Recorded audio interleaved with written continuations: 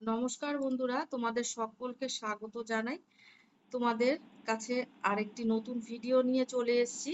হ্যাঁ, আজকে তোমাদেরকে করে দেখাবো খুব সহজ পদ্ধতিতে ঘরোয়াভাবে নারকেল তেল তৈরি করা। তাহলে চলো দেখে নেওয়া যাক। আমি এই 4টে নারকেল নিয়ে নিয়েছি, কিন্তু নারকেল ফাটানোর পরে আমার 2টো নারকেল নষ্ট হয়ে গেছিল, তাই আমি 2টো নারকেল দিয়েই নারকেল তেল তৈরি করেছি। আমি 2টো ফ্রেশ নারকেল দিয়েই নারকেল তেল তৈরি করেছি। আর নারকেল ফাটানো এবং কুড়ানো ওই ভিডিওটা উম, দিলাম না, যেহেতু ভিডিও অনেক বড় হয়ে যাবে সেই কারণে। এবারে কুড়ানো নারকেল দুটো মিক্সারের জারের মধ্যে নিয়ে নিলাম, আর উষ্ণ গরম জল দিয়ে দিলাম পরিমাণ মতো। দেওয়ার পরে এবার আমি সমস্ত নারকেলগুলো ব্লেন্ড করে নেব। ব্লেন্ড করার পরে আমি একটা ছাঁকনির সাহায্যে ছেঁকে নেব। দেখো আমার ব্লেন্ড করা হয়ে গেছে। আর এবার একটা নেট নিয়েছি, নেটের মধ্যে সেই নারকেলটা ঢেলে নিয়ে আমি সম্পূর্ণ নারকেলের রসটা এইভাবে চেপে চেপে বের করে নেব। ছাঁকনির থেকে এরকম নেট নিলে পরে সুবিধা হয়, তাহলে হাত দিয়ে চেপে সমস্ত রসটা বের করে নেওয়া যায়।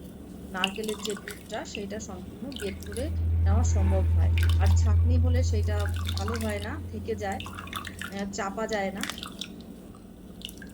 আর আমি এইভাবেই সমস্ত নারকেল নারকেলের যেরকম দুধটা পরিমাণে বের করে নেওয়া হবে, সেই পরিমাণ অনুযায়ী তেল বেশি কম হবে। আমি যেহেতু 2টো নারকেল নিয়েছি সেই অনুযায়ী আমার তেলটাও অল্প হবে। নারকেলের দুধটা বের করে নেওয়ার পরে আমি ফ্রিজে রেখে দিয়েছিলাম, সারা রাত ফ্রিজে রেখে দেওয়ার পরে সকালে বের করে নিয়েছি।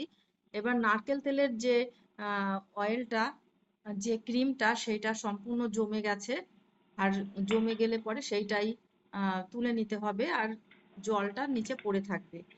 আর বন্ধুরা, তোমরা যেদিন নারকেলের দুধ তৈরি করবে সেই দিনই যদি নারকেলের তেলটা তৈরি করতে চাও, তাহলে ফ্রিজে তোমরা এই নারকেলের দুধটা 2-3 ঘন্টা রেখে দেবে।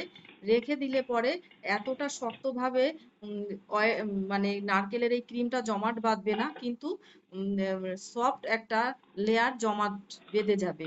সেটা আরো তুলতে সুবিধা হবে। তোমরা সেই ক্রিমটাকে নেবে। তুলে নিলে পরে সেই ক্রিমটাকে জাল করে নেবে, আর বাকি যে জলটা সেইটা নিচে থিতিয়ে যাবে, পড়ে যাবে নিচে, নিচে পড়ে থাকবে। আর তোমরা যদি সম্পূর্ণ মানে ফ্রিজে যদি না রাখো, তাহলে সম্পূর্ণটা জাল দিতে অনেক সময় লাগবে।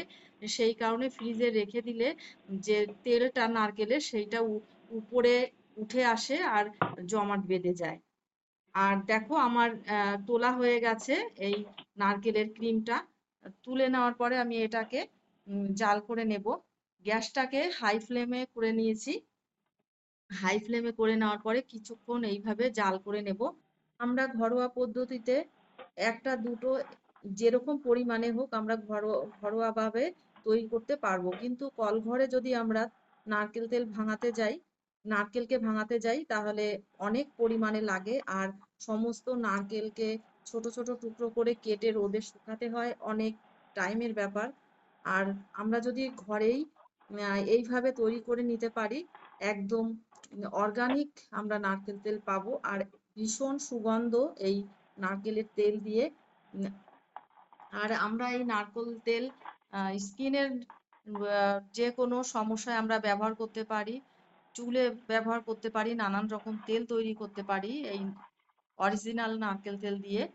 আর তোমরা এইভাবে বাড়িতে তৈরি করো, বেশি সময় লাগে না।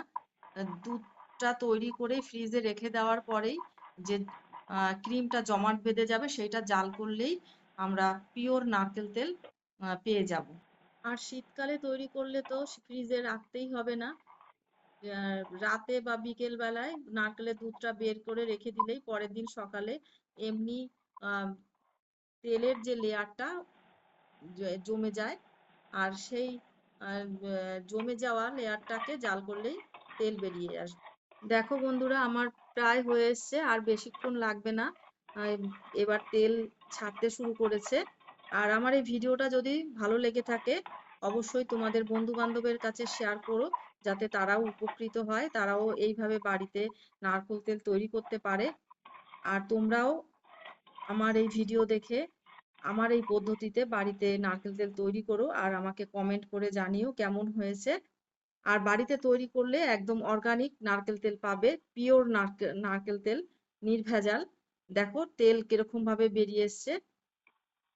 আর আমার এই ভিডিওটি যদি তোমাদের ভালো লেগে থাকে, আমার চ্যানেলটিকে সাবস্ক্রাইব করার জন্য অনুরোধ রইল।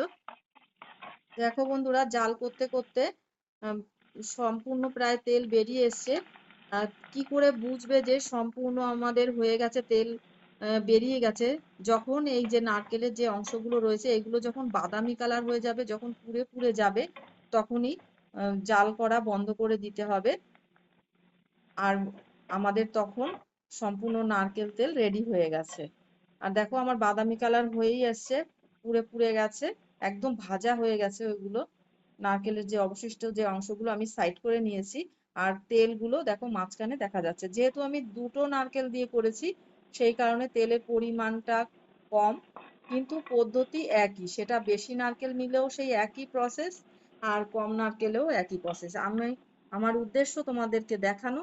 দেখো আমার সম্পূর্ণ নারকেল তেলটা রেডি হয়ে গেছে। আমি এই নারকেল তেলটা অন্য একটা পাত্রে ঢেলে নিলাম। খুব সুন্দর গন্ধ বেরোচ্ছে। তোমরা বাড়িতে এইভাবেই তৈরি করো। নেক্সট ভিডিওতে আবার দেখা হবে। তোমরা খুব ভালো থেকো, সুস্থ থেকো।